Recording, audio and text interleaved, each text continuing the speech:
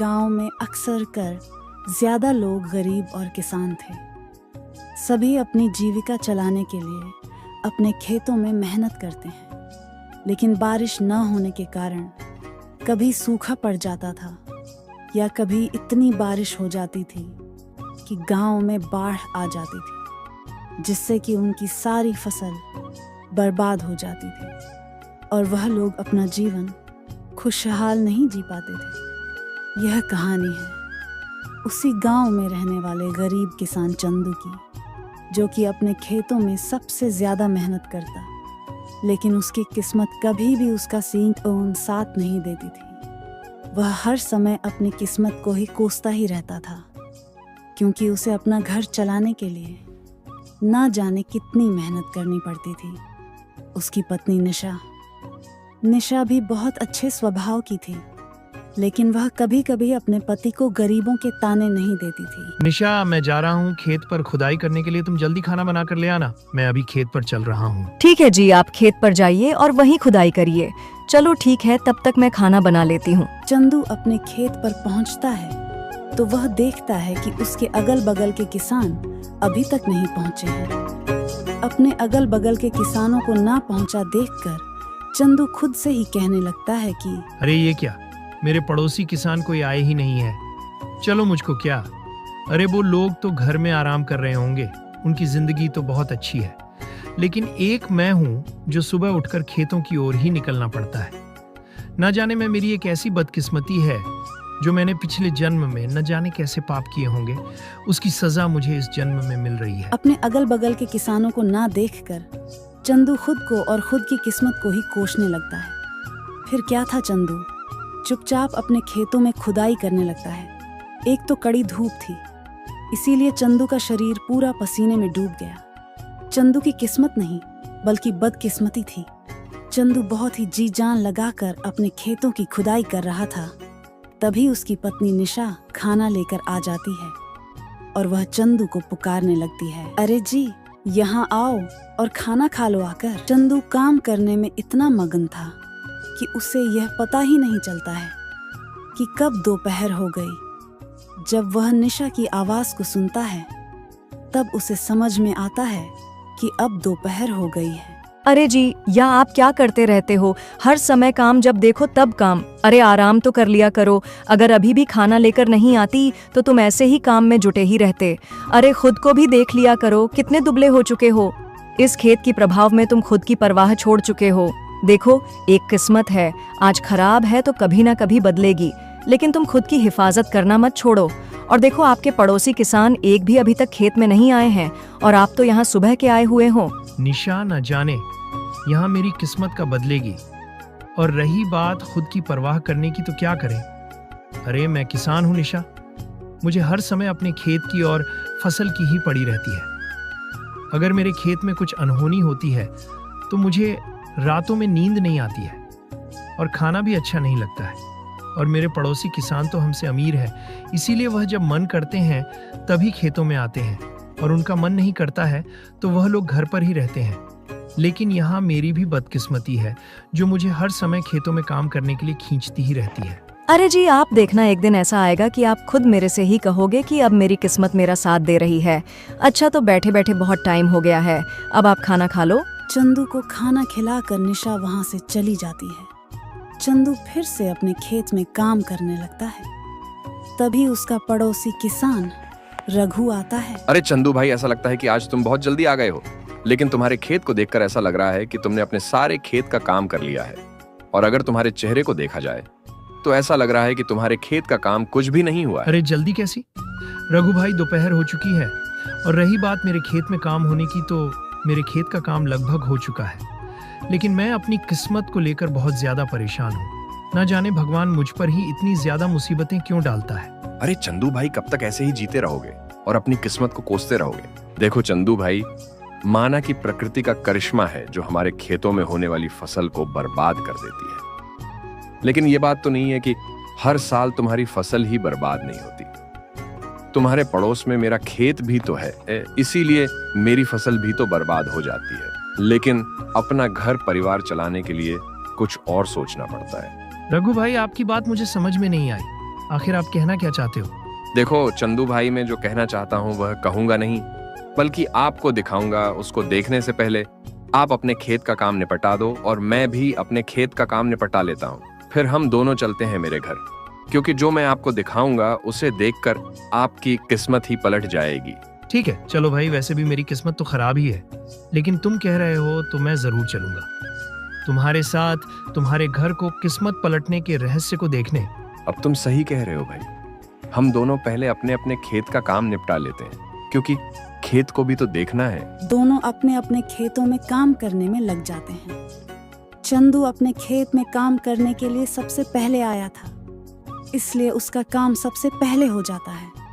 लेकिन फिर वह सोचता है कि रघु के खेतों में भी काम कर दिया जाए तो काम जल्दी हो जाएगा और फिर रघु के साथ उस के घर आराम से और जल्दी जा पाऊंगा। रघु चंदू को अपने घर के बाहर ही रोककर उससे कहता है, देखो चंदू भाई, मैं तुम पर भरोसा करके तुम्हें अपने घर ले आया हूँ, लेकिन तुम पहले मुझे ये वादा करो कि तुम मेरे घर के अंदर जो भी देखोगे उसको कहीं नहीं बताओगे और चुपचाप अपने मन में ही उन बातों को छिपा लेना। चंदू रघु की ऐसी बातें सुनकर सोच में पड़ जाता है। वह सोचता है कि ऐसी क्या चीज रघु उसको दिखाने वाला है जो कि उसका वह राज का राज ही रहे। चंदू भाई, आप कहाँ खो गए हो और अब क्या सोच रहे हो? तुम्हारे मन में कुछ अलग चल रहा है क्या? नहीं रघु भाई, ऐसी बात नहीं है। अच्छा ठीक है, मैं तुम्हारे घर में जो भी देखूंगा और जो तुम दिखाओगे, मैं वादा करता हूँ वह किसी को कहीं नहीं बताऊंगा। रघु चंदू को अपने घर के अंदर ले आया है, लेकिन चंदू जब उसके घर को अंदर से देखा है तो वह सोच में पड़ जाता है कि आखिर यह रघु ऐसा क्या करता है जो इसका घर बाहर से तो किसानों जैसा है और अंदर से जमींदारों की तरह लग रहा है। जब चंदू पर रुका नहीं जाता है तो आखिर में वह रघु से पूछने ही लगता है, अरे रघु भाई, क्या बात है यार, तुम्हारा घर बाहर से बिल्कुल किसानों की तरह लग रहा है, लेकिन अंदर का घर बिल्कुल जमींदारों की तरह लग रहा है। अरे आपका घर देखकर मैं तो हैरान हो गया यार। और क्या यही राज की बात है या तुम कुछ और बता रहे थे? नहीं नहीं चंदू भाई, अरे राज की बात नहीं है। मैं इसीलिए तुमसे कह रहा था कि मेरे घर की जो भी चीज देखना वो बाहर किसी को मत बताना, क्योंकि अब मैं जो तुम्हें दिखाने जा रहा हूँ उसको देखकर तुम खुद ही कहोगे कि इस काम को मैं भी करूंगा और इस काम को कर कर मैं अपने घर को इतना अच्छा बना पाया है। अच्छा तुम यही रुको, मैं अभी तुमको दिखाता हूँ। रघु अपने दूसरे कमरे में चला जाता है। रघु चंदू के सामने एक बोरी चावल रख देता है, जिसको देखकर चंदू सोच में पड़ जाता है। फिर वह रघु से कहता, अरे रघु भाई, तुम तो मुझे मेरी किस्मत पलटने का राज बताने वाले थे, लेकिन तुमने तो यह मेरे सामने चावल रख दिया। लेकिन ये चावल कुछ अजीब लग रहा है। क्योंकि ये चावल मैं जापान से मंगवाया हूँ और इन चावल की बदौलत ही मेरे घर में इतना अच्छा सामान और मेरा इतना अच्छा घर बन पाया है। क्या इन्हीं चावल की बदौलत तुम्हारा घर इतना अच्छा बना है और तुम इन चावल की बदौलत ही इतने अमीर हो? लेकिन इन चावल में ऐसा क्या खास है जो इन्हें बेचकर तुम इतने अमीर होते जा रहे हो? हाँ भाई, इन चावल की बदौलत ही मैं इतना अमीर हूँ, क्योंकि जब हमारे यहाँ सूखा पड़ जाता है या बाढ़ आ जाती है, जिसके कारण हमारी सारी फसल बर्बाद हो जाती है और कुछ थोड़ी बहुत फसल बचती है, उसी फसल को मैं इन चावलों में मिलाकर बेचता हूँ, जिससे कि मेरा मुनाफा और भी ज्यादा हो जाए। तो इसमें क्या फायदा हमेशा जापान से मंगाई गई चीजों और फिर इन्हें बेचना? और इसमें महंगाई भी तो बहुत ज्यादा होगी। मुझे ये धंधा अच्छा नहीं लगा है। नहीं भाई, ऐसी बात नहीं है। ये चावल बहुत सस्ते मिलते हैं, क्योंकि ये चावल उगाए नहीं बनाए जाते हैं। क्या यह चावल उगाए नहीं बनाए जाते हैं? इसका मतलब ये है कि ये चावल नकली है।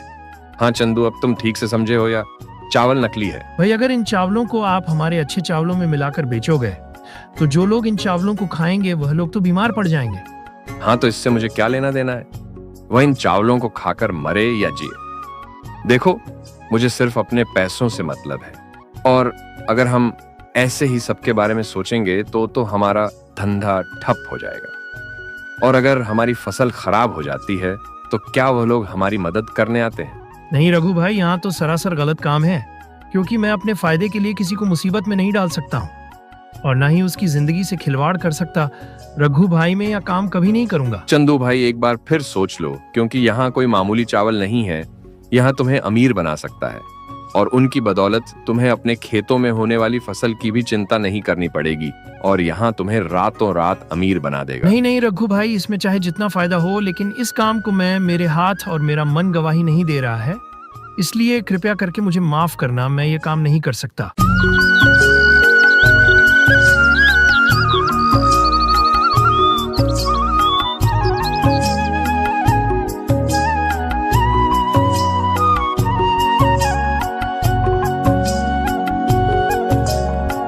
ठीक है चंदू भाई, अगर आप यहाँ काम नहीं करना चाहते हैं तो मैं आपसे जबरदस्ती नहीं करवा रहा हूँ। चंदू वहां से चला आता है। चंदू की समस्या और भी ज्यादा बढ़ जाती है, इसीलिए वह एक पेड़ के नीचे बैठ जाता है और अपने आप से कहता है, मैंने सोचा था कि रघु भाई कोई अच्छा सा रास्ता दिखाएंगे जिससे मेरी सारी परेशानियां दूर हो जाएंगी। वह तो मुझे बहुत गलत रास्ता दिखाया। मैं चाहे किसी भी हालत में हो जाऊं, लेकिन कभी भी किसी का बुरा नहीं सोचूंगा। बेशक आज मेरी किस्मत मेरा साथ नहीं दे रही है, शायद मेरे अच्छे कर्मों की वजह से कभी मेरी किस्मत मेरा साथ दे जाए। चंदू दास होकर एक पेड़ के नीचे बैठा होता है। तभी वहां साधु बाबा आते हैं। अरे बेटा, तुम यहाँ ऐसे क्यों बैठे हो? और तुम्हारे चेहरे को देखकर ऐसा लग रहा है कि तुम बहुत बड़ी परेशानी से गुजर रहे हो।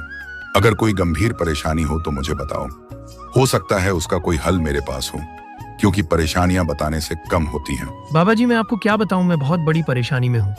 अरे मुझे अपना घर चलाने के लिए ना जाने किन किन परेशानियों से गुजरना पड़ेगा।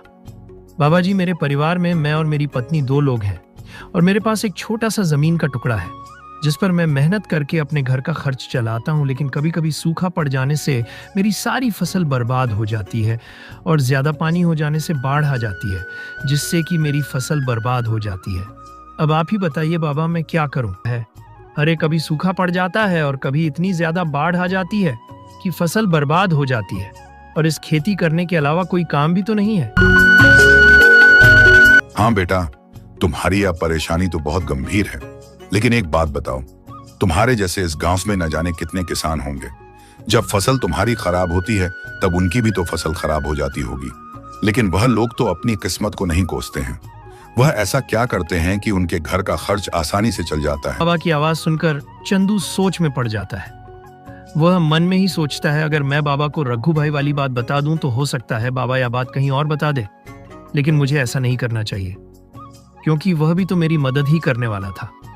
चलो बाबा को काम तो बताऊंगा, लेकिन नाम नहीं बताऊंगा। बेटा, कहाँ सोच में पड़ गए हो? मैंने जो प्रश्न पूछा है उसका उत्तर तो दो।